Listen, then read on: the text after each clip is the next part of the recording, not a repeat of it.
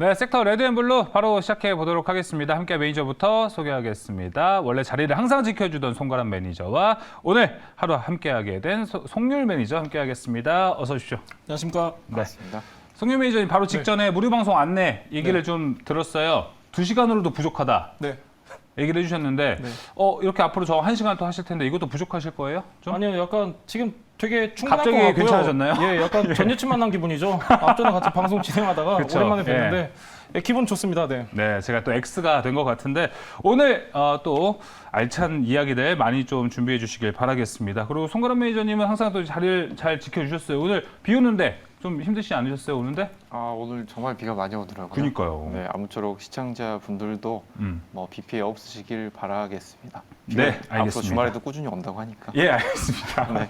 말을 끝날 듯 하면서 안 끝내주시네요. 네, 자, 그럼 바로 오늘 첫 번째 섹터 이야기로 좀 넘어가 보겠습니다. 섹터를 통해서 다음 주 시장 같이 전망 한번 해보도록 할게요.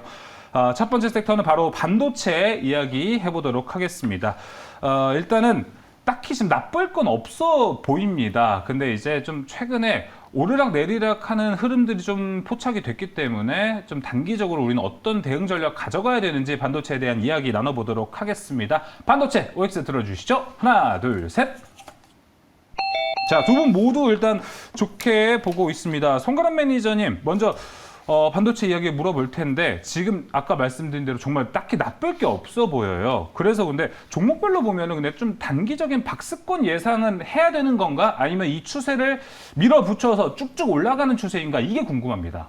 뭐 최근 추세에 대해서는 이제 대형주와 그 안에서 섹터 내 순환매 위주로 말씀을 드리고 있는데요.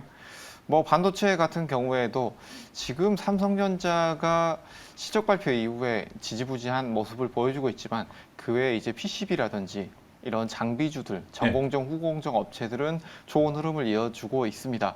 그렇기 때문에 지금 여기에서 대형주들이 주춤하는 모습이 보인다라고 할지라도 지금의 이런 주춤하는 모습은 실적 발표 이후에 단기 조정으로 보여지고요. 그리고 이러한 FOMC 발표 이후에는 대형주들도 다시 움직이면서 섹터의 순환매까지 함께 움직일 수 있겠다라는 점을 말씀을 드릴 수 있을 것으로 보이는데 네. 우리가 지금 여기에서 어느 쪽에 집중을 해야 되느냐라는 것을 보기보다는 아무래도 이 대형주가 한번 움직였던 섹터들 같은 경우에는 이런 FOMC 발표 이후에 시장이 좋아진다라고 한다면 전반적으로 다시 한번 흐름이 움직일 수 있다라는 점을 명심을 하시고 이런 2차 전지, 반도체, 1차적으로 강했던 이런 섹터들은 꾸준히 지켜볼 필요가 있다라는 점 함께 말씀드리겠습니다. 그럼 말씀해 주신 건 지금 대형주들, 뭐 삼성전자와 SK하이닉스의 움직임과 무관하게 섹터 자체는 올라갈 것이다 이렇게 보시는 거죠? 네, 맞습니다. 예, 알겠습니다. 자, 그러면은 이제 송률 매니저님, 네. 지금 최근에 우리 반도체도 잘 올라가는 이유 중에 하나가 미국에서 엔비디아가 워낙 지금 주가가 좋다 보니까 우리나라도 같이 올라가는 경향이 있어요. 근데 엔비디아 주가가 계속 이제 신고가 라인이잖아요. 네네. 그러다 보니까 이거 한번 빠지면 우리나라 반도체 업체들도 좀 피해를 보는 거 아닐까라는 걱정은 좀 될 수 있어요. 그래서 엔비디아 추세를 우리나라가 따라갈까요? 아니면 좀 무관하게 갈까요? 엔비디아 수혜로 지금 거론되는 후공정 업체들이 오늘 굉장히 좋았습니다. 굉장히 좋았는데 엔비디아 같은 경우는 지금 저는 단발성으로 끝날 것이다 이렇게 보고 있지 않습니다. 지금 엔비디아도 GPU 구하기가 굉장히 힘들다고 합니다. 그 정도로 지금 수요가 계속해서 확대되고 있는데 특히나 지금 이제 AI가 굉장히 핫합니다. 미국에서. 그쵸. 지금 이제 우리나라도 어느 정도 수급이 유입되는 그런 상황인데 지금 이제 우리가 한 가지 파악해야 될 부분은 특히나 이제 반도체 약간 우리가 포괄적으로 얘기한다고 보면요. 반도체 같은 경우는 최근 어땠습니까, 여러분들? 올 연초부터 해가지고 계속해서 가격 조정과 기간 조정이 굉장히 길었습니다. 굉장히 길었었고 다만 이제 긍정적인 부분은 뭐냐면은 삼성전자 등 이제 다양한 회사들이 감산 정책을 내놨습니다. 이 감산 효과가 3분기부터 직접적으로 영향에 미쳐질 것이기 때문에 지금부터는 우리가 약간 다른 관점으로 봐야 된다라고 좀 말씀드리고 싶고요. 특히나 반도체 같은 경우는 6개월 선행을 하기 때문에 지금 시점에서는 우리가 충분히 분할 매수 관점으로 접근을 해야 된다 이렇게 좀 말씀드리고 싶고 반도체 같은 경우는 저는 여러분들한테 좀 이렇게 코멘트를 드리고 싶습니다. 지금 2분기 실적 시즌 돌입을 했는데요. 특히나 이제 삼성전자도 안에도 실적이 안 좋게 최근에 나왔었는데 그나마 긍정적인 부분은 뭐냐면은 삼성전자 실적 안 좋게 나왔습니다. 하지만 시장의 컨센서스에 비해서는 잘 나왔습니다. 맞아요. 그렇기 때문에 지금 이제 우리가 반도체 전체적으로 볼 때는 뭐 소재 부품 장비할 거 없이 나름대로 시장의 컨센에 나름 선방하는 기업을 찾는 게 가장 중요할 것 같고요. 아무래도 실적 시즌이다 보니까 실적 먼저 체크하시고 저는 3분기부터 본격적으로 수혜가 예상되는 이제 반도체 세부 카테고리를 공략하셔야 된다. 이렇게 좀 말씀드리고 싶은데 그 안에서도 기판이 좋습니다, 여러분들. 기판 오늘도 좋았는데 기판 같은 경우는 앞전에 재고로 인해서 출하량이 많이 감소를 했습니다. 하지만 3분기부터는 본격적인 감산 효과가 시장에 영향을 미쳐질 것으로 전망이 되면서 3분기부터는 기판주들도 저는 출고량이 증가할 것이다. 이렇게 보고 있기 때문에 기판 같은 경우는 오늘도 후공정에 약간 덮여서 그렇지 나쁘지 않았습니다. 맞아요. 그렇기 때문에 기판도 여러분들이 눈여겨보시면 좋을 것 같습니다. 일단 기판 얘기를 바로 해주셨습니다. 안 그래도 제가 여쭤보고 싶었던 게 반도체 내에서 오늘 뭐 시장 보면 이제 한미 반도체, ISC 갔던 종목만 계속 올라가고 있어요. 그래서 또 이쪽은 또 어떻게 보면 반도체 장비 쪽으로 지금 수급이 많이 쏠린 거거든요. 그래서 이 장비주를 지금 우리가 잡을 수 있을까? 내가 과연 여길 들어갈 수 있을까? 고민은 하실 텐데 그 외에 모범 답안은 일단 부품 쪽 기판 얘기를 좀 해주셨습니다. 그러면 송가람 매니저님은 이쪽 장비가 계속 더 좋을 거라고 보세요? 아니면 그 외의 섹터를 지금 보는 게 더 낫다고 보세요? 지금 장비주들이 굉장히 좋은 흐름이 추가로 나올 것이다라고 보여지고 이제 송민 매니저님께서 말씀해 주신 것처럼 기판주들은 우리가 지금은 좀 더 봐야 한다라고 기판? 네, 네. 보여지고요. 그리고 이 섹터 안에서 가장 좋은 종목으로도 이 반도체 섹터 안에서 고른 종목도 기판 종목인데요. 이 기판주를 꾸준히 봐야 하는 게 여러 가지 이유가 있겠지만 이 전체적인 반도체 업종 안에서 여러 가지 섹터들이 함께 올라오면서 어느 정도 밸류에이션이 맞춰지는 흐름이 나왔다라고 보여지지만 지금의 기판주들은 오랜 시간 동안 장기적으로 횡보해 왔다라고 볼 수가 있겠습니다. 그렇기 때문에 현재 이런 반도체 주들 중에서도 기판주들은 아직까지도 저평가되어 있는 구간에 있는 종목이 많이 있다라는 점 말씀을 드리겠습니다. 알겠습니다. 두 분 모두 일단 기판이 들어있는 부품 얘기를 해주셨는데 잠시 후에 종목을 좀 들어볼게요. 왜냐면 지금 소재가 빠졌거든요. 소재는 어떻게 지금 좀 봐야 되는 시점인지도 송영 매니저님 먼저 좀 짧게 얘기해 주시겠어요? 예, 소재도 나쁘지가 않습니다. 기판이랑 비슷한 관점으로 보시면 되는데요. 2분기 PC 출고량부터 한번 보도록 하겠습니다. 전 세계적으로 특히 이번 2분기 같은 경우는 총 5,900만 대 정도 출고량이 집계가 되었습니다. 전년 동기가 가장 중요하죠. 전년 동기 대비해서 500만 대, 그러니까 약 한 10%가량 증가를 했는데요. 작년 전년 동기 같은 경우는 5,500만 대가량 출고량이 잡혔습니다. 그러니까 쉽게 얘기하면은 우리는 지금까지 최근까지 반도체 업황을 굉장히 보수적으로 봤지만 지금 어떻게 보면은 계속해서 개선이 되고 있다는 점이거든요. 그리고 이제 제가 아까 이제 기판은 이제 3분기부터 본격적인 감산 효과가 나타나면서 출하량이 증가할 것이다 이렇게 말씀드렸었는데 소재도 마찬가지입니다, 여러분들. 소재도 최근까지는 안 좋았어요. 어떻게 보면은 기판과 더불어 가지고 앞전에 재고가 있다 보니까 전체적으로 좀 흐름이 안 좋았었는데 지금부터는 우리가 다른 관점으로 봐야 된다. 분할 매수 관점으로 보는 게 맞는 것 같고요. 네. 아까도 말씀드렸지만은 실적 시즌이기 때문에 뭐 전년 동기 대비해서 실적이 높고 낮고가 아니라 어느 정도 시장의 컨셉만 부합하면은 저는 충분히 매수 관점으로 보셔도 좋다 이렇게 말씀드리고 싶습니다. 알겠습니다. 두 분 모두 일단 기판 쪽에서 부품 쪽에서는 긍정적으로 얘기를 해줬기 때문에 아마 그 안에 탑픽 종목도 여기 있을 것 같습니다. 송가람 매니저님 먼저 종목 들어볼게요. 좀 지금 실적 시즌에 부합하는 종목인가요? 네, 실적 시즌에 부합하면서 앞으로 우리 하반기까지 노려볼 수 있는 종목이다라고 말씀을 드릴 수 있을 텐데요. 종목명을 말씀을 드리면 인터플렉스입니다. 이 인터플렉스 같은 경우에는 예. PCB 기판 업체들 중에서도 뭐 애플, 삼성전자 향으로 인해서 스마트폰, 그러니까 OLED, 메인보드 쪽에 기술력을 가지고 공급하고 있는 회사다라고 보시면 될 것 같습니다. 이 PCB 가공업체 중에서도 지금 현재 밸류에이션이 매우 높지 않은 상황, 그리고 스마트폰의 공급량도 늘어나고 있는 상황이기 때문에 앞으로의 이런 PCB 시장에서의 시장 확대, 그 외에도 특히 이런 스마트폰 쪽에서도 고부가 PCB 기판 쪽이 2024년까지 꾸준히 수급 차질 전망이 예정되어 있습니다. 그렇기 때문에 우리가 물론 첫 번째로 보는 것은 이런 AI 시장이 확대가 되면서 서버용 AI 기판 이런 제품들이 지속적으로 주목받고 있고 최근에 급격한 상승이 나왔죠. 하지만 우리가 여기에서 아직까지 밸류에이션이 그렇게 높지 않고 지금 당장 접근해 본다라고 한다면 스마트폰 쪽 PCB 쪽을 우리가 한번 노려보는 것도 나쁘지 않겠다라는 점 함께 말씀드리겠습니다. 스마트폰 수요 회복 같이 엮어서 인터플렉스 얘기해 주셨고요. 이어서 송유일 매니저의 반도체 내 탑픽 종목 한번 들어보겠습니다. 예, BH입니다. 여러분들 그래도 많이 들어보신 종목인데요. 예. FPCB와 이제 응용 부품을 제조하는 기업입니다. 가장 중요한 건 실적이다라고 말씀드렸었는데요. 그렇죠. 전년 동기 대비해서 이제 큰 폭의 증가라든가 눈에 띄는 성장세는 당연히 찾아보기 힘듭니다. 하지만 시장의 컨센서스에 부합할 것으로 전망이 되고 있기 때문에 지금 현재 또 2분기 실적도 나쁘지가 않게 전망이 되고 있습니다. 네. 여기서 우리가 긍정적으로 봐야 될 건 뭐냐면은 삼성전자도 본격적으로 감산 효과가 3분기부터 나타난다고 했는데 그 얘기는 뭐냐면은 아까도 말씀드렸다시피 반도체 같은 경우는 6개월 선행을 합니다. 지금 우리가 분할 매수 관점으로 봐야 될 이유 중 하나인데 BH 같은 경우는 주요 고객사를 삼성전자와 LG전자로 두고 있습니다. 그렇기 때문에 어떻게 보면 동반 성장할 수 있는 기업 중에 하나가 바로 BH다. 이렇게 좀 여러분들 판단하시면 좋을 것 같고요. 예. 특히나 이제 최근에 좀 의미 있는 거래량이 많이 동반이 되었습니다. 지금부터는 우리가 약간 분할 매수 관점으로 봐도 좋을 기업이니까요. 여러분들 참고하시면 좋을 것 같습니다. 알겠습니다. 자, BH와 인터플렉스 모두 기판 쪽에서 종목들이 나왔습니다. 자, 이어서 두 번째 섹터 넘어가 보겠습니다. 두 번째 섹터는 원전 준비를 좀 해봤습니다. 이번 주 모처럼 원전 섹터가 움직이기 시작했어요. 근데 오늘 좀 급락세가 나왔거든요. 이쪽 섹터에서 좀 당분간 올라왔던 수급이 지금 스톱이 된 건지 아니면 잠깐의 스톱인지 한번 확인 한번 해보도록 하겠습니다. OX 들어주시죠. 하나, 둘, 셋. 자, 오늘 처음으로 의견이 갈렸습니다. 자, 일단 X 의견부터 먼저 들어보면 좋을 것 같아요. 송유 매니저님, 이벤트 좀 끝났다라고 보시는 거예요? 아니요, 저 굉장히 좋아합니다. 원전 굉장히 좋고, 저도 얼마 전에 여러분들한테 우진 추천 종목으로 가져와서 우진 굉장히 잘 갔었는데, 특히 네. 오늘 같은 경우가 차익 매물이 많이 나왔죠. 맞아요. 왜 그러냐면은 최근에 많이 올랐습니다. 많이 올랐고, 2차 전지도 마찬가지인데 거의 비슷한 흐름이라고 보시면 됩니다. 2차 전지도 성장성에 대해서 의문 가지시는 분 아무도 없습니다. 하지만 단기 고점 인식이 확산되면서 어느 정도 차익 매물이 나오면서 조정을 최근에 거쳤었는데, 원전도 그런 관점으로 보시면 좋을 것 같고요. 약간 제가 여러분들 지금 원전에 대해서 코멘트를 드리자면요.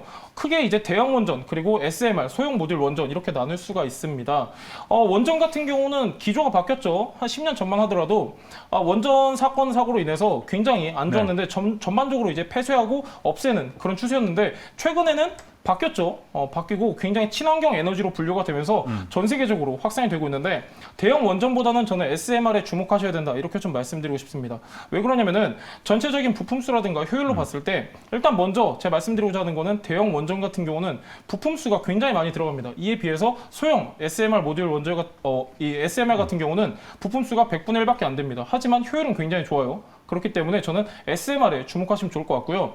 이 원전 시장은 굉장히 무궁무진합니다. 매년마다 무려 전 세계적으로 22%가량 성장할 것이다. 이렇게 전망이 되고 있고요. 2040년에는 한 400조 가까이 시장 규모가 확대될 것이다. 이런 전망도 있는데 원전은 지금도 앞으로도 저는 계속해서 성장성이 우리가 기대해봐도 좋을 섹터다. 이렇게 좀 보고 있습니다. 이제 송유 매니저의 코멘트를 들으면은 네. X가 아니고 O일 것 같다라는 생각이 드는데 왜 X 주신 거예요? 단기적인 관점으로 제가 아까 말씀을 드렸었는데 네. 최근에 좀 많이 올랐어요. 그렇기 때문에 오늘도 조정폭이 깊었는데 단기적인 관점에서 X지만은 성장성과 성장 동력에 대해서는 예. 저도 O를 드리고 싶습니다. 알겠습니다. 네. 그럼 일단은 단기적으로 좀 피해가는 섹터가 될 것 같습니다. 자, 그럼 그럼에도 불구하고 O 의견을 준 송가람 매니저는 다음 주도 한번 시세가 튈 것으로 보세요?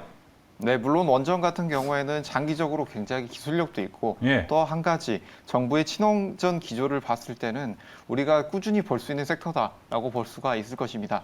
그렇지만 여기에서 단기적인 흐름, 다음 주 흐름을 살펴본다라고 하더라도 다음 주 흐름도 우리가 충분히 기대해 볼 수 있지 않을까라는 점을 말씀을 드릴 텐데요. 네. 오늘 전체적인 원전주들 기술적인 흐름을 살펴보게 된다면 금요일 시장 분위기에 따라서 눌리는 흐름이 나왔지만 큰 거래 대금은 나오지 않았다라는 부분에 있어서 아직까지는 우리가 매수한 물량, 상승 물량에서 차익 실현이 많이 나오지 않았다라는 부분이 있을 수 있고 그리고 아직까지 기관 수급 받쳐주고 있고 이런 부분을 봤을 때는 여기에서 차익 매물이 나오면서 하락 전환하지 않았다라는 측면에서 다음 주 단기로도 조금 더 좋은 흐름이 나올 수 있겠다라는 점을 말씀을 드리겠고요. 네. 뭐 23년도 올해 기조만 어느 정도 살펴본다라고 하더라도 정부 친환경 기조로 인해서 신한울 원전 3호기, 4호기의 제작을 현재 본격화하고 있는 상황입니다. 그렇기 때문에 여기 관련된 원전 관련된 전반적인 업체들의 상황들이 좋아질 것이다 라는 점을 볼 수가 있겠고 그 외에도 10년간 국내에 5조 원 가까운 일감들을 만들어내겠다라는 부분도 나와 있고 여기서 우리가 한 가지 장기로 본다면 체크해 볼 만한 내용 같은 경우에는 네. 뭐 미 웨스팅하우스사 아, 이제 맞아요. 소유권 놓고 소송전을 진행을 하고 있지만 이 부분에 있어서는 어느 정도 리스크가 밝혀져 있는 부분이고 이 리스크가 해결이 된다라고 한다면 우리가 추가로 여기에서 지금 상황에서 더한 상승 동력을 또 얻을 수 있지 않을까라는 점까지 함께 말씀을 드리겠고요. 여기서 또 한 가지 SMR도 우리가 체크를 안 하고 넘어갈 수는 없는데 예. 이 SMR 같은 경우에는 뭐 많이들 들어보셨을 겁니다. 뭐 차세대 소형 모듈 원전이라고 할 수 있는데 이 모듈 원전 같은 경우에는 굉장히 저렴하고 그리고 이런 기술력 면에서 소형이기 때문에 생산하기가 쉽다라는 부분도 있지만 우리가 한 가지 더 체크를 해봐야 될 부분이 있습니다. 바로 탄소 중립 이 부분에 있어서 기후 변화에 우리가 대응을 하려면 SMR이 더 앞으로 각광을 받을 수 있다라는 부분이 있을 수 있겠는데요. 이런 발전 용량 300메가와트 이하인 차세대 원전들은 기후 변화에 대응할 수 있는 이런 저탄소 에너지 공급원이 될 수 있다라는 점까지 다시 부각을 받게 된다면 이런 앞으로의 장기적인 측면 좀 더 우리가 볼 수 있겠다라는 점까지 함께 말씀을 드리겠습니다. 알겠습니다. 원전에 대한 긍정적인 뷰 들어봤고요. 송영민 기자님 하나만 더 여쭤보자면 네. 여기가 지금 원전은 오늘 하루 만에 좀 많이 꺾이긴 했는데 오히려 좀 시선을 돌려보면 전력기기는 어떨까 이런 생각은 들거든요. 같이 움직이기보다는 오히려 전력기가 이번 주 좀 더 강하게 움직였던 것 같아요. 이쪽에 흐름도 원전이랑 같이 갈 거라고 보세요? 아니면 따로 떼어놓고 봐도 좋다고 보세요? 너무 예리한 질문 받으니까 살짝 어지러웠는데 그냥 오래 여러분들 방송 뭐- 오래 하셔서 어지러운 거예요. 예. 뭐 전력기기 같은 경우는 최근에 굉장히 각광을 받고 있는데요. 제가 앞전에 이게 시작되기 전에 효성중공업 말씀드렸는데 어디에 엮었냐면은 제가 신재생에너지에 엮었습니다.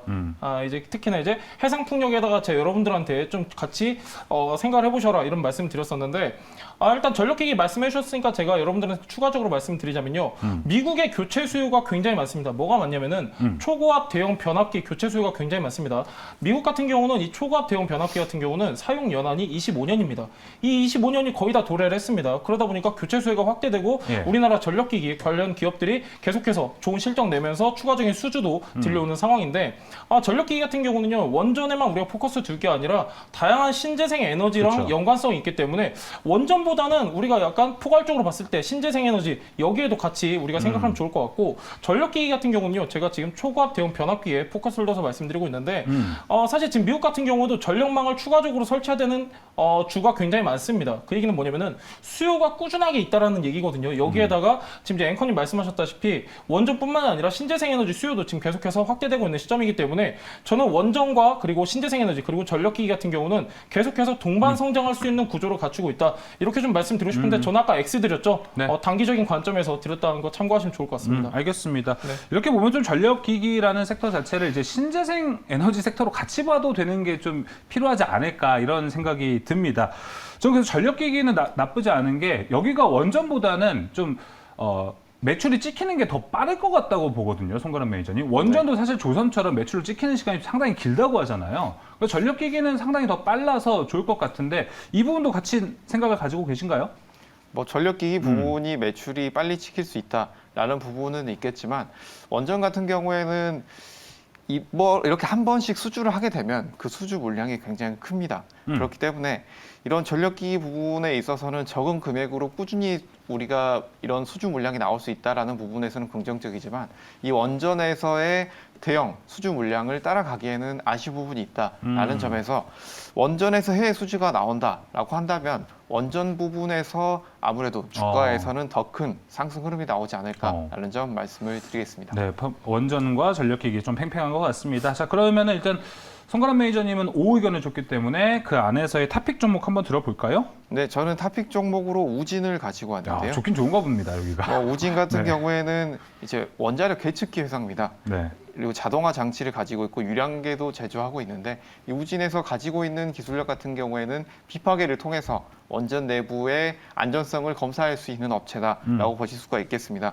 그렇기 때문에 원전을 수출을 하거나 하지 않거나 이런 수주 물량이 추가로 나오지 않는다라고 하더라도 여기에서 원전에 대해서 추가적으로 관심도가 높아지면 높아질수록 이 우진도 주목을 받을 가능성이 높다라는 측면에서 이 안전성 검사 업체 우진을 주목해 볼 필요가 있겠다라는 점 말씀드리겠습니다. 알겠습니다. 자, 이렇게 원전의 탑픽 종목 우진까지 들어봤습니다. 이어서 다음 섹터 넘어가 볼게요. 다음 섹터는 조선 준비해봤습니다. 자, 사실 반도체 다음으로 지금 걱정할 게 딱히 없어 보이는 섹터로 보이기도 합니다. 대표적인 종목들 조선사들은 이번 주 내내 빨간불을 켰거든요. 다음 주까지 이 상승세 이어갈 수 있을지 OX 통해서 확인해 보도록 하겠습니다. OX 들어주시죠. 하나, 둘, 셋. 이번에도 의견이 좀 갈렸습니다. 송영 매니저님, X를 준 건 지금 주가가 좀 많이 올라와 있다? 예. 진짜 한 아닌가요? 줄로 정리하면 딱 그 내용이긴 한데요. 예, 여러분들 최근에 조선주도 굉장히 좋았습니다. 52주 최고가 계속해서 연달아서 갈아치우고 있는 상황인데 자, 그 이유에 대해서 여러분들이 파악하실 필요가 있습니다. 코로나19 때 받아놨던 수주 물량 본격적으로 실적에 반영되는 시점이 지금입니다. 그렇기 때문에 최근에 좀 많이 수급 썰림 현상이 나왔었는데요. 당이 좋습니다. 조선 굉장히 좋아요. 왜 그러냐면은 앞전에 조선 붐이 일고 나서 그 다음에 중국에 우리가 잠깐 밀렸습니다. 저가 수주에 잠깐 밀렸었는데 최근에 탈환을 했죠. 다시 우리가 수주 1위 탈환을 했습니다. 뭘로 탈환을 했냐면은 저가 수주는 중국이 1위가 맞습니다. 맞아요. 하지만 우리 같은 경우는 기술력이 좋죠. LNG선 같은 고부와 가치 선박으로 1위를 다시 탈환을 했기 때문에 저는 이제 본격적인 어떻게 보면은 고성장 구간에 진입을 했다 이렇게 보고 있는데 앵커님 말씀하셨다시피 최근에 너무 많이 올랐습니다. 단기 고점 구간이기 때문에 저는 약간 지금 우리가 진입할 게 아니라 약간 어느 정도 차익 매물 나오고 그 이후에 진입해도 늦지 않을 거기 때문에 일단 저는 마찬가지로 단기적인 관점에서 X를 드렸습니다. 알겠습니다. 네. 단기적인 관점 주가가 많이 올랐다. X 의견을 좀 주셨고요. 이어서 이제 송가람 매니저님 O 의견을 주셨는데 네. 뒤에 할 거예요. 뒤에 바로 해운 섹터가 오늘 준비가 되어 있어요. 근데 해운 운임지수가 최근에 좀 회복세에 들어갔다고 해요. 근데 이런 흐름 자체가 이제 조선주를 장기적으로 봤을 때 더 좋게 만들어주는 흐름이지 않을까 이런 생각은 들거든요. 조선주 같은 경우에는 아직까지는 흐름이 좋아지지는 않았다라는 측면은 있지만 기존에 수주했던 물량이 어느 정도 반영이 되면서 신고가를 만들어내고 있다라고 볼 수가 있겠습니다. 좋아지지 않았던 흐름? 네, 여기에서는 이 수주 물량이 쌓여 있는 물량은 있지만 이 물량 자체가 최근에 드라마틱하게는 올라오지 않았다라고 볼 수가 있겠는데요. 예. 이런 건조 물량 같은 경우에는 일반적으로 3년치 건조 물량을 확보를 해놓게 됩니다. 그렇기 때문에 이 3년 동안에 건조돼 있던 물량, 이 물량의 매출로 인해서 지금의 주가가 반영이 된다라고 볼 수가 있겠는데요. 그렇기 때문에 최근에 이런 수주량이 추가로 반영되지 않는다라고 한다면 주가는 추가적인 탄력을 받기는 쉽지 않다라고 보여질 수가 있겠습니다. 하지만 지금 수주 성과 자체가 지속적으로 완만한 오름세에 있기 때문에 지금의 수주 추세 유지만 하게 된다고 하더라도 23년도, 24년도까지 완만한 성장세는 상승세 유지할 수 있을 것이다 라고 예상이 됩니다. 그리고 여기서 우리가 한 가지 더 추가로 봐야 될 것이 이런 조선주 같은 경우에는 전후방 산업을 함께 봐야 된다라고 말씀을 드릴 텐데요. 네. 첫 번째로는 이어서 말씀을 드리겠지만 해운 그리고 또 한 가지 철강 같은 원자재들의 그쵸. 수요 상승 이런 것들을 우리가 체크를 해봐야 된다라고 말씀을 드릴 텐데요. 말씀해 주신 것처럼 해운 운임 지수 상승하고 있다는 점 그리고 철강 같은 경우에 철강의 수요가 지속적으로 늘어나고 있고 그 외에 비철금속의 수요까지도 같이 늘어나고 있는 측면을 본다면 우리가 여기에서 첫 번째 건조 물량 부분, 두 번째 그리고 성가 상승 부분 그리고 또 한 가지 이런 후방 산업 해운, 철강 이것까지 체크를 해본다고 한다면 단기적인 흐름 그리고 장기적인 흐름까지도 우리가 완만한 상승 추가로 기대해 볼 수 있겠다라는 점 말씀드리겠습니다. 알겠습니다. 근데 철강 수요가 늘어나면은 철강 가격이 올라갈 거 아니에요? 네. 근데 선박을 제조하는 제조 비용이 올라가지 않을까요? 뭐 제조 비용도 늘어난다고 할 수가 있겠지만 철강 이 해운 산업 같은 경우에는 자본과 노동이 굉장히 집약돼 있는 산업이라고 할 수 있습니다. 조선만 봤을 때요. 네, 그렇습니다. 그렇기 예. 때문에 이런 해운에 있어서 가장 중요한 것은 수주 성과라고 할 수가 있겠는데요. 예. 이 수주 성과가 올라가게 되려면 음. 이 배에 대한 수요가 많이 늘어나야겠죠. 아, 예. 이런 자체적인 수요가 늘어나게 되려면 이런 해운이나 철강 쪽에 이런 흐름들이 좋아져야 된다라는 부분을 좀 더 크다라고 볼 수가 있겠습니다. 예, 알겠습니다. 뒤에서 또 해운에서 이제 원자재 이야기도 준비되어 있기 때문에 먼저 종목부터 들어보고 가도록 하겠습니다. 손가락 매니저님 어느 종목이죠? 조선에서? 뭐 조선에서는 하나오션을 가지고 왔는데요. 아무래도 지금의 완만한 상승세 이어질 것이다라고 말씀을 드렸는데 빅3를 우리가 지금은 봐야 되는 시기가 아닌가라고 보여집니다. 예. 뭐 하나오션 같은 경우에는 이 빅3 중에서도 상선과 해양 플랜트 주력으로 생산하고 있고 그리고 우리 지금 방산이 어느 정도 주목을 받고 있는데 군함까지 함께 제조하고 있는 회사다라고 볼 수가 있기 때문에 여기에서 이것까지 체크를 해본다면 빅3 중에서도 이 하나오션 우리가 주목해 볼 필요가 있다라는 점 말씀드리겠습니다. 네, 알겠습니다. 또 오늘 하나오션이 해군 차기 호유함 이쪽 수주했다는 호재도 있었기 때문에 확인해 보면 좋을 것 같습니다. 자, 이렇게 조선주, 조선 섹터 확인해 봤고요. 이어서 해운 한번 이야기 나눠보도록 하겠습니다. 자, 해운 운임지수가 지난주부터 좀 상승하는 흐름이에요. 그래서 해운 섹터, 해운 종목들도 좀 올라가고 있는데 이제 운임지수가 진짜 바닥을 찍은 걸까? 그리고 우리의 경기가 정말 좋아지는 걸까? 좀 생각이 들게 하는 섹터입니다. 해운 통해서 OX 확인해 보겠습니다. 들어주시죠. 하나, 둘, 셋. 야, 오늘 반도체 이후로 지금 처음으로 의견이 통일이 됐습니다. 승윤 매니저님, 오를 준 거는 네. 해운 섹터도 해운 섹터인데 더 나아가서 경기 회복 이쪽 기대감도 있는 거예요? 맞습니다. 아무래도 경기에 굉장히 밀접한 섹터 중에 하나다 보니까 네. 앵커님 말씀하신 것처럼 연관성이 있는데 일단 지금 앵커님 말씀하신 것 중에 최근에 해상 운임, 뭐 벌크선 운임이 많이 반등을 했다 이렇게 말씀하셨는데요. 반등을 했습니다. 하지만 하락폭에 비하면은 정말 미미한 수준이기 그쵸. 때문에 저는 거기보단 벌크선 운임보다는 저는 특수선에 여러분들이 집중을 하시면 좋겠다라고 좀 말씀드리고 싶고요. 실제로 지금 벌크선 같은 경우는 침체된 업황 때문에 전반적으로 투자 심리가 계속해서 악화되고 있습니다. 그럼에도 불구하고 최근에 수급이 좀 유입됐던 거는 약간 당연히 하락폭에 비하면 반등은 정말 미미하지만 반등했다는 것 자체에 어느 정도 지금 이제 시장에서 반응을 하고 있는 건데 저는 아직까지도 사실상 벌크선 운임지수 같은 경우는 좋지 않습니다, 여러분들. 맞아요. 정말 내용하게 얘기하면은 아직까지도 침체적인 상황인데 제가 여러분들한테 말씀드린 거는 특수선입니다. 특수선이라고 하면 대표적으로 자동차 운반선 그리고 LNG 운반선이 있습니다. 이 두 개 같은 경우는 계속 오르고 있어요. 운임가가 계속 오르고 있기 때문에 실적에도 굉장히 긍정적인데 제가 여러분들한테 드리고 싶은 말씀이 뭐냐면은 해운사가 많은데 매출 비중 중에 벌크선 매출 비중이 큰 회사가 있고 특수선 매출 비중이 큰 회사가 있는데 특수선 매출 비중이 큰 회사들 같은 경우에는 저는 충분히 지금 시점에서도 공략하셔도 좋을 것 같습니다. 특수선을 네. 위주로 좀 얘기를 해 주셨습니다. 그럼 손가락 매니저님도 오 의견을 주셨는데 뭐 같은 의견이신가요? 아니면은 우리가 그래도 지금 아직 컨테이너는 되게 힘들어 보인다라는 얘기를 많이 하잖아요. 그래서 벌크선 쪽에 좀 집중을 하시나요?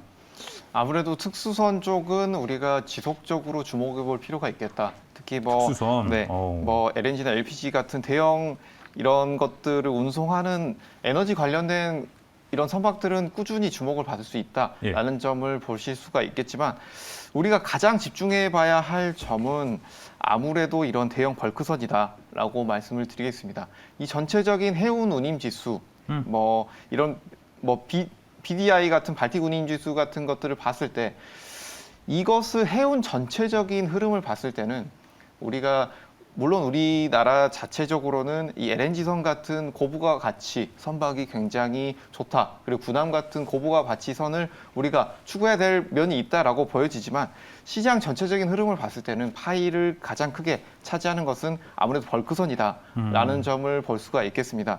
그렇다면 이 벌크선 같은 경우에는 BDI 지수를 우리가 체크를 해야 될 텐데 네. 뭐 곡물, 석탄, 철광석, 시멘트 등의 이런 원자재들이 어떻게 움직이고 있느냐 이런 것들을 체크를 해야 된다라고 볼 수가 있겠습니다. 2월 초 같은 경우에는 500pp 정도 굉장히 낮은 수치가 나왔지만 지금은 굉장히 높아지면서 1000bp 가까운 것들이 나왔다. 1000포인트를 상회하는 흐름까지도 나올 수 있는 시점이기 때문에 이 점들을 주목해 본다면 해운주들도 지금 충분히 상승 흐름이 나올 수 있는 시기가 아닌가라는 점을 볼 수 있겠습니다. 네, 알겠습니다. 두 분 일단 모두 좀 특수선의 강조를 많이 해주셨습니다. 그렇다면은 뭐 종목들도 바로 들어보면 좋을 것 같아요. 특수선 하면 전 PCC밖에 모르겠고 일단 아까 LNG 얘기도 해주셨기 때문에 어느 쪽을 더 보는 게 좋을까요? 송영 매니저님 먼저 말씀해 주시죠. 예, 지금 송가람 매니저님도 그렇고 채팅창에 게리리님께서도 말씀해 주셨는데 벌크선을 언급을 해주셨습니다. 네. 제가 여러분들한테 지금 해상운임 지수는 전체적으로 좋지 않다 이렇게 말씀드렸었는데요. 우리가 긍정적으로 하반기에 체크해볼 내용이 있습니다. 크게 두 가지가 있는데요. 첫 번째는 중국의 경기 회복이 더뎠습니다. 아까 제 1부 때도 말씀드렸었는데 우리 생각보다 중국의 경기 회복이 더뎠기 때문에 그 수요가 증가하지 않았고요. 하지만 하반기 특히 이제 3분기부터는 본격적으로 중국 경기 회복에 대한 부분이 시장에 미쳐질 것으로 예상을 하고 있기 때문에 3분기부터는 저는 수요가 증가할 것이다 이렇게 보고 있는데요. 수요가 증가할 만한 내용이 한 가지가 더 있습니다. 지금 이제 이 선박 같은 경우는요 환경 규제에 직접적으로 영향을 받고 있습니다. 네. 오래된 선박 같은 경우에는 운항에 제한이 있는데 특히나 지금 계속해서 선박 같은 경우 아직까지는 그나마 좀 운영할 정도가 되는데 하반기로 갈수록 선박 수가 줄어듭니다. 하지만 제가 방금 말씀드렸다시피 하반기부터는 수요가 증가할 것으로 예상이 되고 있기 때문에 해상 운임지수 같은 경우는 지금이 거의 저점이지 하반기로 갈수록 반등할 가능성이 높습니다. 그래서 앵커님께서 저한테 지금 질문을 주셨는데 벌크선도 벌크선이지만 벌크선 매출도 어느 정도 있고 LNG선 비중도 어느 정도 갖고 있는 기업이라면은 지금 둘 다 해당이 되기 때문에 이 두 가지 다 참고하시면 좋을 것 같습니다. 종목 얘기 안 해주셨어요. 네. 네, 여러분들 그러면은 이어서 종목까지 제가 좀 설명드리면요. 말씀해주세요. 예, 앞서 뭐 예고편만 징하게 얘기했는데 대한해운입니다. 예, 네. 대한해운. 그쵸? 지금 여러분들 차트적으로 봐도 바닥권에 있는데 어지럽습니다. 네. 예, 대한해운이죠. 뭐 철광석, 석탄, 뭐 천연가스 전문적으로 수송을 하고 있는 벌크선사죠. 근데 이제 벌크선에서 끝나는 게 아니라 LNG도 같이 운용을 하고 있는데 대한해운 같은 경우는요. LNG선은 현재 14척을 운용하고 있고 추가적인 도입 계획도 있기 때문에 지금에서 우리가 어떻게 보면은 바닥권에 있기 때문에 전혀 부담 없는 위치에 있다. 이렇게 좀 이해하시면 좋을 것 같고요. 네. 실적 가장 중요하죠. 2017년부터 6년간 영업이익이 꾸준하게 증가를 했습니다. 영업이익률도 18%로 매우 높은 편이기 때문에 지금 여러분들 바닥권에 있을 때 관심 가지시면 좋을 것 같습니다. 네. 대한해운이었습니다. 구해줘 다음 주가 아닙니다. 힌트만 주고 네. 이렇게 시청자분들하고 제가 네. 맞추는 종목이 아니기 때문에 종목 얘기해 주시길 바랍니다. 대한해운 일단은 지금 벌크선과 LNG에 대한 수요도 모두 받을 수 있는 옵션을 가지고 있습니다. 자, 그럼 이제 송가람 매니저님 어떤 종목인가요? 네, 저는 현대글로비스를 가지고 왔습니다. PCC로. 네, 뭐 벌크선 해운사라고 할 수 있겠지만 이 현대글로비스 같은 경우에는 특징적인 두 가지 이제 포인트를 더 가지고 있는데요. 네. 첫 번째는 뭐 글로벌 자동차 업체들의 화물들을 주로 운송을 하고 있다라는 점.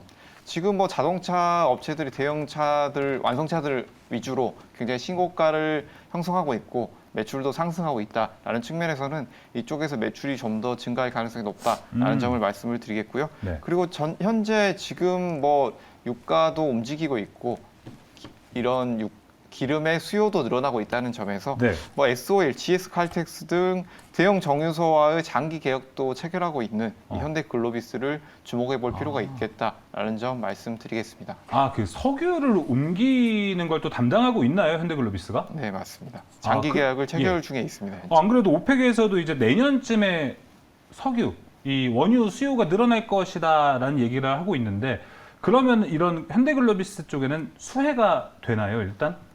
일단 현재 왜냐면 이런 원유값도 올라가다 보니까 왔다 갔다 하는 비용도 올라가지 않을까. 이런 정유사와 어. 정기 공급 계약을 맺고 있는 업체들 같은 경우에는 바로 수혜를 입을 수 있겠다라고 볼 수가 있겠고, 뭐 우리나라 같은 경우에는 국내 수출입 물동량이 99.7%가 해상 운송을 통해서 이루어지고 있습니다. 그렇기 때문에 엄청나게 큰 국가 기관 산업이라고 볼 수가 있겠고요. 그리고 현재 어느 정도 위상이 약간은 축소됐긴 했지만 현재 세계 6위의 해운국이라고 할 수 있습니다. 이 해운업 수요 같은 경우에는 경기 민감도라든지 여러 가지 볼 것들이 있지만 뭐 단순히 국내 수요만 놓고 본다라고 한다면 국내 같은 경우에는 이런 정유에 대한 수요가 굉장히 높다라고 볼 수가 있기 때문에 이 석유 산업에 있어서 필수적인 부분 수요가 더 늘어나게 된다면 이런 회사들도 주목을 받을 수 있다라는 점 음. 함께 체크하시면 좋을 것으로 보입니다. 네, 알겠습니다. 자, 현대글로비스까지 이야기 들어봤고요. 이어서 다음 섹터 보겠습니다. 2차 전지 진짜 많이 궁금해하실 것 같습니다.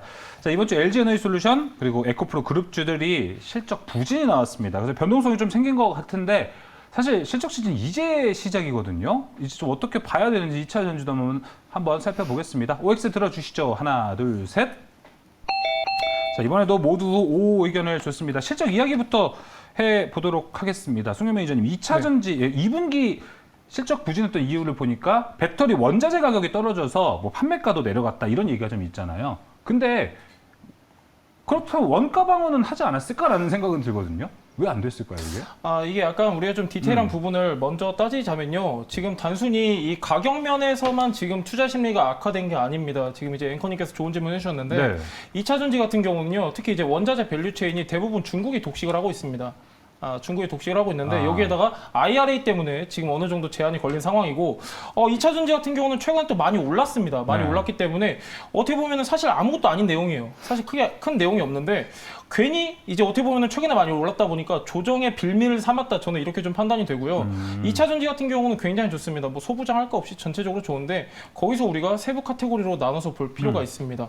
IRA 효과도 있고 굉장히 다 좋습니다. 다 좋은데 일단 뭐냐면은 2차 전지 같은 경우 여러분들 다 공통적으로 생각하실 텐데 고평가 아닌가? 한 번쯤은 생각해 보셨을 그럼요. 것 같습니다. 2차 전지의 성장성에 대해서 의문을 갖는 사람은 아무도 없습니다.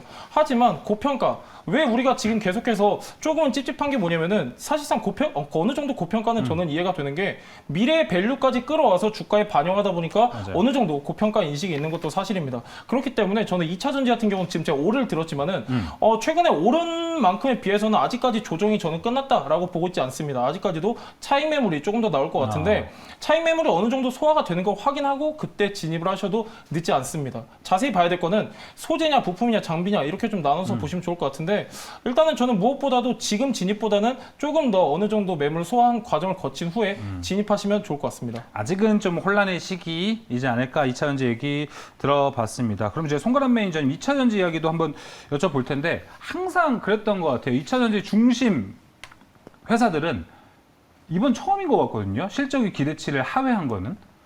이거 좀 레드라이트로 봐야 되는 건가요? 뭐 크게 하회하진 않았다라고 네. 보여지고요. 우리가 2차 전지를 보면서 에코프로를 빼놓고 보기는 힘들다라고 볼 수가 있겠는데 이번 주 흐름을 살펴보게 되면 실적 발표 이후에 단기적으로 조정을 받았죠. 단기 조정 이후에 견조한 흐름이 나오고 있습니다. 그렇기 때문에 여기에 있어서 2차 전지주들, 대형주들 위주로 우리가 여기에서 지지 이후에 다시 한번 꾸준히 상승이 나오지 않겠느냐라는 전망이 더 많이 나오고 있다라고 볼 수가 있겠는데요. 지금 2차 전지주들 같은 경우는 제가 지속적으로 말씀드리고 있는 부분 같은 경우에 70만 원대는 에코프로를 제가 강력하게 말씀을 드리긴 했지만 그 이후에 말씀드렸던 부분 지금 2차 전지 내 섹터별 순환매를 우리가 지금은 대비를 해야 할 시기가 왔다라고 말씀을 드리고 있습니다. 2차 전지 내에도 여러 가지 부분을 볼 수가 있겠는데요.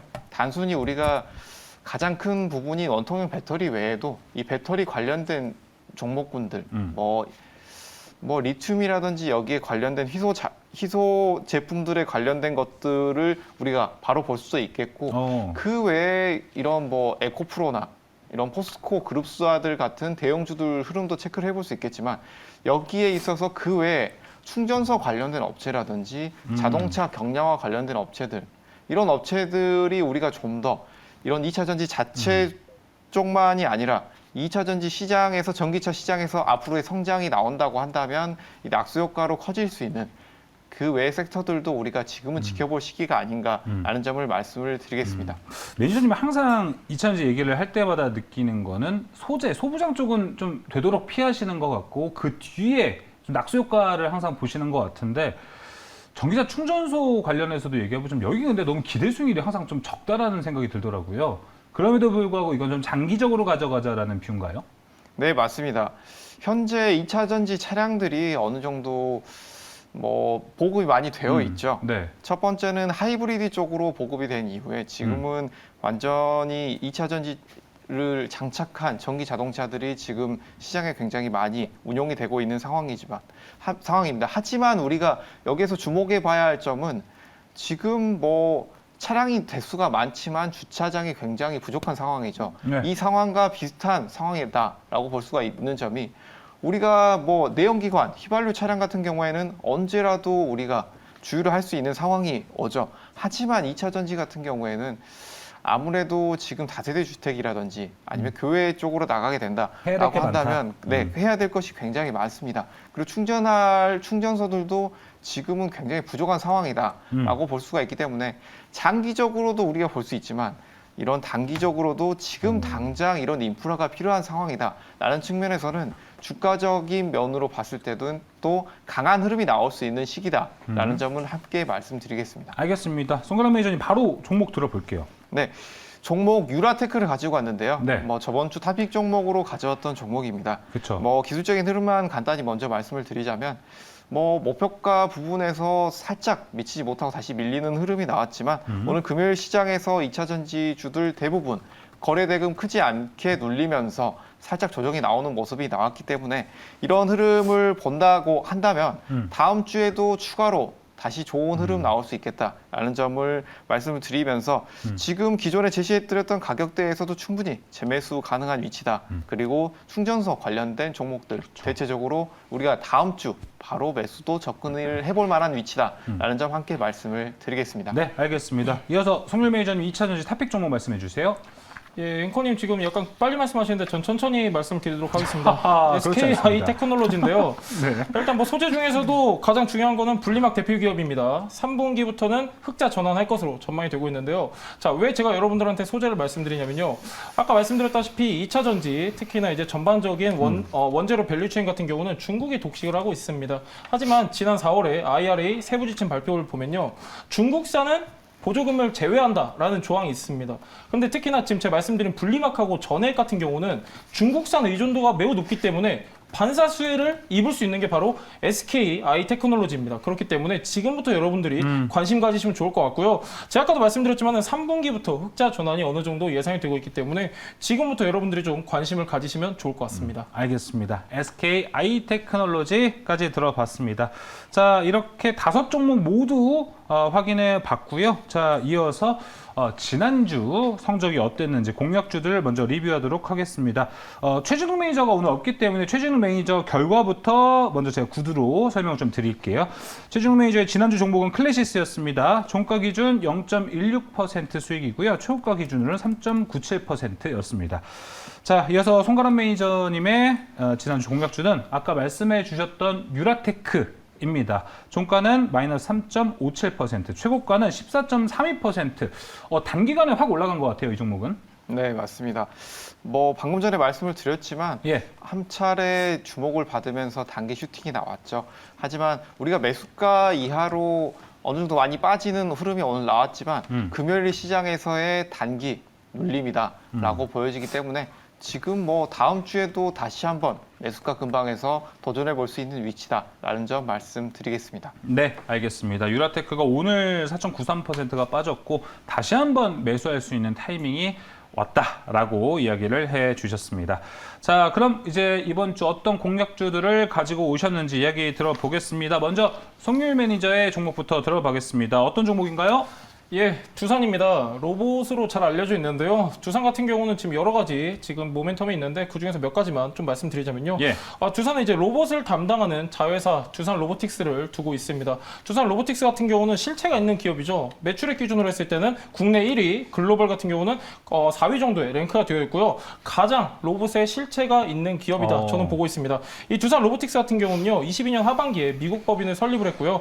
올해 같은 경우에는 유럽 법인 설립 예정이기 때문에 본격적인 글로벌 시장 공략에 나섰다 이렇게 좀 우리가 볼 수 있고 뿐만이 아니라 전체 매출의 70%가 해외 매출입니다. 그렇기 때문에 추가적인 성장 기대감이 더해질 수 있는 그런 기업입니다. 뿐만이 아니라 지금 이제 두산 같은 경우는요, 두산 로보틱스 외에도 신사업을 굉장히 활발하게 펼치고 있습니다. 그 중에서 이제 수소 드론도 있는데 이게 최근에 군에 납품이 됐습니다. 그렇기 때문에 이 모멘텀도 더해질 수 있는 부분이고 가장 중요한 거는 실적이죠. 실적 같은 경우는 올해부터 더 본격적인 매출 성장이 기대되는 기업인데요. 뿐만이 아니라 이 기업 같은 경우는 원래 가장 주력 사업은 PCB였습니다. PCB 핵심 소재를 만드는 기업이기 때문에 또 이제 반도체 아까 이제 우리 계속 얘기했지만은 반도체도 더해져 있습니다. 살짝 묻었기 때문에 여러분들 지금 이제 보시다시피 실적 굉장히 좋게 전망이 되고 있기 때문에 주가는 바닥권이죠. 지금부터 여러분들 관심 가지시면 좋을 것 같은데요. 매수가 말씀드려야죠. 네. 이것도 말씀 안 드리면은 뭐라 하시기 때문에 예. 매수가는 87,700원부터요. 86,000원 그리고 목표가는 96,000원, 손절가는 87,000원 보도록 하겠습니다. 송윤 매니저가 확실히 2시간 연속 방송을 하다 보니 구해줘 다음 주에서 봤던 종목을 좀 가지고 온 거니까 아니죠?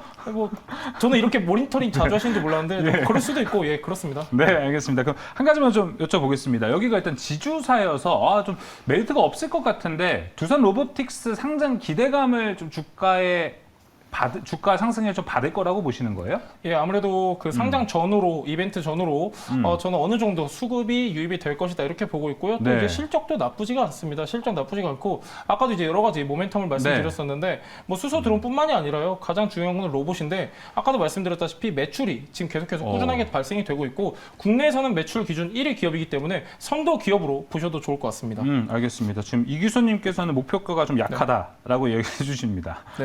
네, 목표가 96,000원 확인했습니다. 자, 이어서 송가람 매니저의 다음 주 공략주 바로 들어보겠습니다. 네, 전기차를 말씀을 드리면서 제가 말씀드렸던 부분인데 지금은 낙수 효과를 늘릴 수 있는 중형주를 우리가 보는 것이 어떻게 되냐라는 점에서 이제 투자 포인트를 잡아서 종목을 가지고 왔는데요. 뭐 종목명을 먼저 말씀을 드리자면 우리산업입니다. 매니저님도 또 네. 가져왔던 종목 갖고 오셨네요. 네, 우리산업 같은 경우에는 지금 최근에 흐름이 뭐 나쁘지 않습니다.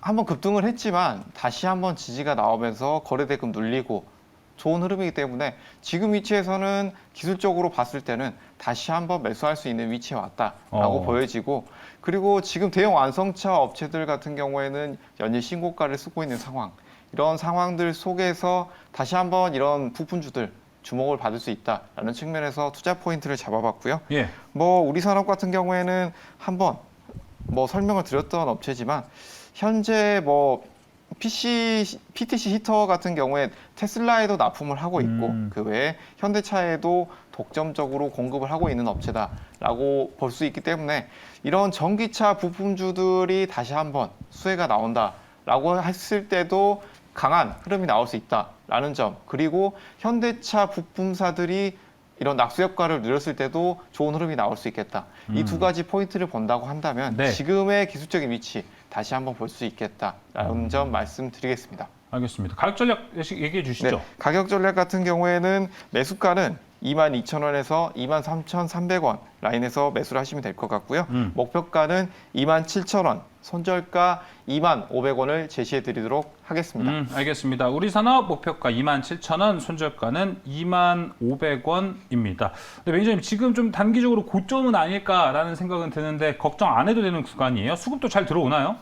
지금 뭐 기관과 외국인 수급이 어느 정도 꾸준히 나오고 있고 그리고 지금 같은 경우에는 우리가 체크를 할 때 특히 이런 고가에 있는 종목 같은 경우에는 거래대금을 체크를 해야 된다라고 볼 수가 있겠는데요. 최근에 가장 크게 거래대금이 나왔던 시기가 6월 13일이다라고 볼 수가 있겠는데 이때 거래대금 이 절반 이상 나오면서 하락 추세가 나온다라고 한다면 첫 번째로 주의를 해야 되는 구간이다라고 볼 수가 있겠는데요. 여기에서 이 구간을 이탈이 나온다라고 한다면 1차로 주의해야 될 구간이다라고 볼 수가 있기 때문에 이 19만 원대 여기에서 19만 원이요? 이건 현대글로비스고 이제 이런 고가에 있는 종목에 대해서 제가 이제 설명을 드리고 있는데요. 이런 고가에 있는 종목은 공통적으로 보실 수가 있습니다. 공통적으로 고가에서 올라가고 있는 종목은 거래대금 체크를 하시고 강하게 올라갔던 거래대금의 절반 이상 하락이 나오지 않는지 이 점을 체크를 해보신다라고 한다면 충분히 리스크를 대비할 수 있다라는 점 말씀드리겠습니다. 알겠습니다. 자, 이렇게 다음 주 공략주까지 들어봤습니다. 이제 두 분과 함께 소통할 수 있는 창구 안내해 드릴 텐데요. 송윤 매니저님은 2시간 가까이 달리셨는데 아직도 모자라신가요? 예, 끄떡없습니다. 예, 굉장히 아쉽죠. 시간이 금방 갑니다. 뭐 그런 말씀 굳이 안 하셔도 좋을 것 같은데 여러분들 뭐 저랑 소통할 수 있는 창구 항상 열려 있습니다. 뭐 뿐만이 아니라 여러분들 지금 실적 시즌에 종목 선택이 가장 중요한데요. 네이버 밴드에 송률 검색하셔가지고 많은 정보 정보 받아가시면 좋을 것 같습니다. 네, 2시간도 끄떡 없는 승률 매니저 네이버 밴드에서 검색하셔서 좋은 정보 얻어가시길 바라겠고요. 이어서 송가람 매니저님. 지금 뭐 코스닥 같은 경우에는 890포인트를 돌파한 이후에 오늘 같은 경우에 900포인트 고지에서 다시 미끄러지는 흐름이 나왔는데요. 예. 특히 이런 개별 종목들을 보유하고 계신 코스닥 종목 위주로 보유하고 계신 개인분들 같은 경우에는 시장 대응 굉장히 힘드실 것으로 예상이 됩니다. 이런 시장들 속에서 우리가 어떻게 대응을 가져가야 할지, 어떤 섹터, 어떤 종목을 가져가야 할지 밴드에서 말씀을 드리고 있으니까 송가람 밴드 검색하셔서 많은 정보 얻어가시길 바라겠습니다. 네, 또 송가람 매니저도 이제 종목별 장사에서 상당히 강한 면모를 보여주고 있기 때문에 네이버 밴드 송가람 검색해서 좋은 정보 얻어가셨으면 좋겠습니다. 자, 섹터 레드앤블루 여기서 마무리하도록 하겠습니다. 오늘 두 분 말씀 고맙습니다. 네, 상한가 스페셜 오늘 준비한 소식은 여기까지입니다. 주말 편히 쉬시고요. 저희는 다음 주 중에 돌아오도록 하겠습니다. 오늘도 늦은 시간 시청해 주신 여러분 고맙습니다.